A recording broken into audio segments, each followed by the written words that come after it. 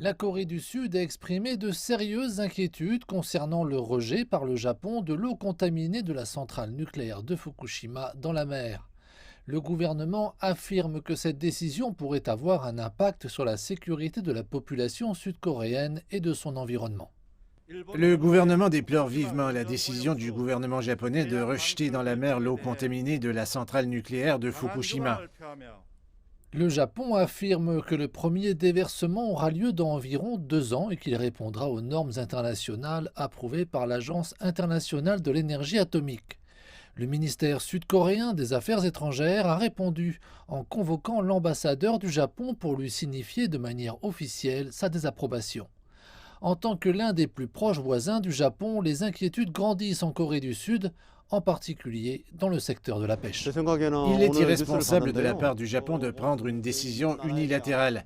Le rejet des eaux usées pourrait directement nuire et avoir un impact direct sur notre corps. Je pense que ce que fait le Japon est mal.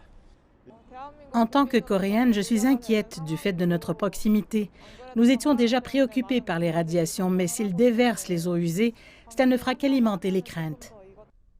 Une alliance de plus d'une vingtaine de groupes civiques proteste également contre cette décision. Ces groupes assurent qu'ils feront tout ce qui est en leur pouvoir pour empêcher ce qu'ils qualifient de terrorisme nucléaire. L'eau contaminée de Fukushima contient encore de grandes quantités de matière radioactive. Quant au tritium, c'est quelque chose de facilement détectable lorsque rejeté dans l'océan. Cela entraînera une grave pollution. Le gouvernement sud-coréen doit envisager d'interdire tous les fruits de mer en provenance du Japon. En outre, certains analystes affirment que les eaux de Fukushima contiennent d'importantes quantités d'autres isotopes en dépit de plusieurs années de traitement. Les groupes environnementaux internationaux et locaux remettent également en question les plans de TEPCO en raison de la forte méfiance à l'égard de cette entreprise après des années de fuite, de déversement, de dysfonctionnement d'équipements et de manquements à la sécurité. Pour cette raison, le gouvernement sud-coréen appelle à la divulgation transparente et à la vérification internationale du processus de traitement, affirmant qu'il prendra toutes les mesures nécessaires pour faire passer la sécurité des personnes au premier plan.